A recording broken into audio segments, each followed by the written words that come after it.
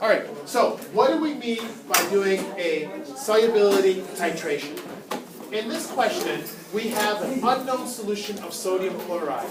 What interests us in the sodium chloride is the chloride ion. So we know that when we have an aqueous solution of something that's ionic, that actually separates into separate ions in the water. So we have sodium ions in the water and we have chloride ions in the water. This is a solution that we are told has an unknown concentration of chloride. So what that means that here inside this solution are all these chloride ions, and they're floating there in the solution, but we have no idea how many of them there are. Okay? So there's lots of chloride ions there in the solution. We don't know how many they are. On the other hand, we do have a silver nitrate solution. And once again, because it's an ionic compound, it means that inside this solution we have separate ions. We have silver ions and we have nitrate ions. Okay? So in this solution we have nitrate ions and we have silver ions. Okay, they're in the solution. But this solution is different in that we know its concentration. So we know exactly what the concentration of silver is in this solution, and this just make it 0.1 molar just for the purposes of our discussion. So we've got free silver ions in here, and we have free chloride ions in here. Now, the silver has nitrate present, but nitrate is soluble. So even though there's nitrate in here as well, we're going to ignore it because we know it's always soluble. Yes? Why are you saying it's free? Isn't it binded onto its... No, it is not. It is free. It's free because floating in here are sodium ions and chloride ions, and they really can move independently of each other. Because when an ionic substance dissolves, it separates into its separate ions. And that's what I mean by free. The chloride ions are no longer bound to the sodium ions, are free to interact with the water molecules or any other ion we put in there. They are free to do that. If they were tightly bound together, they wouldn't be free to interact with the other ions we put in. But they are, because they aren't tightly bound together, they're in an aqueous solution, and if it's an ionic compound, that means that the ions have separated out into their individual partners. Okay? So the silver nitrate has separated out into the individual partners. The silver chloride has separated out, the sodium chloride, not silver chloride, the sodium chloride has separated out into its individual partners. The ions are free now to interact with each other. The other thing that we know is that we put into this mixture a little bit of chromate. So we're going to show that. In here is a little bit of chromate. And it's CrO4, 2-, and there's some chromate in there as well. Just a little drop. We only need a little for what we're going to do. And we know that normally chromate is nearly colorless, but it's not going to be in a minute.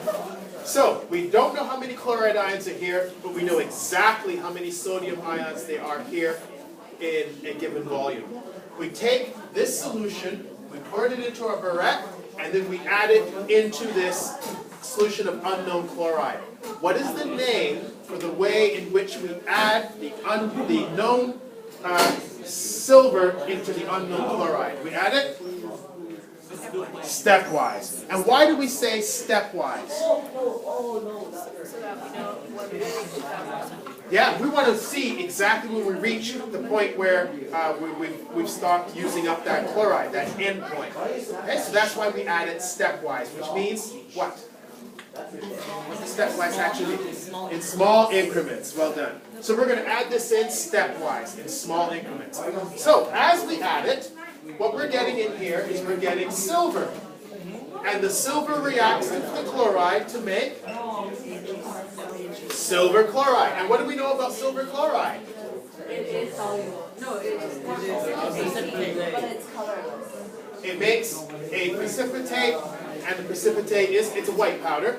It'll be aqueous, but I mean it'll be surrounded by water, but it'll make a precipitate. Okay? So as we add the silver into the solution, we make a precipitate of silver chloride. So after a short period of time, this mixture will begin to look like it's got a lot of this white powder on the bottom, which is our precipitated silver chloride. And the silver we add precipitates chloride, precipitates chloride, precipitates chloride until what has happened? Till there's no more chloride left.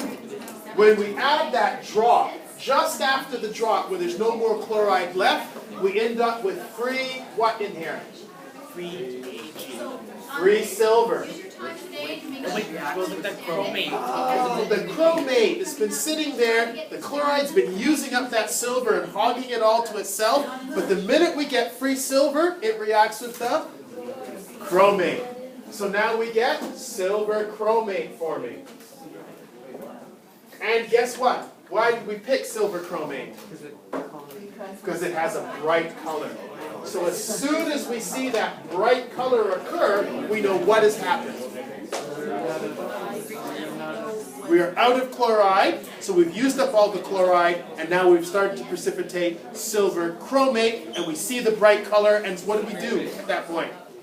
We stop. We stop adding silver, because we've already added enough to use up all the chloride.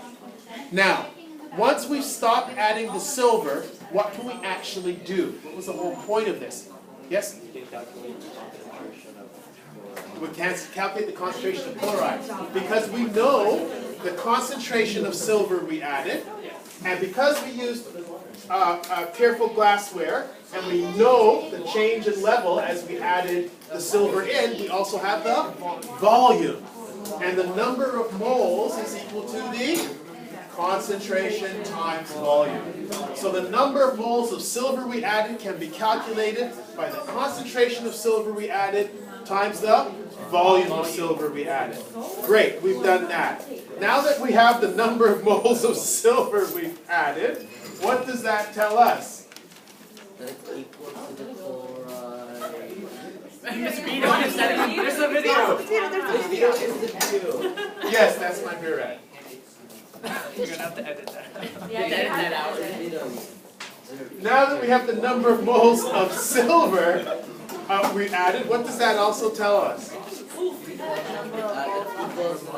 The number of moles of chloride that were in there because we precipitated all of them. So now we've precipitated all the silver chloride and we tell. Now the number isn't exact, but it actually ends up being very, very close because it only takes a few molecules to make that brightly colored precipitate. So you're saying, you know, Mr. Blender, you added a few extra molecules of silver.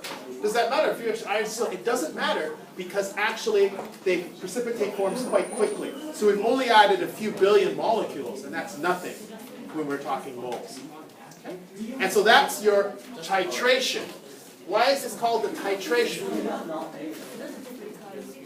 Yes? Since we're adding it in stepwise. That's right, we're adding stepwise, which means in small increments. And it's a useful analytical technique. Yes. Yeah.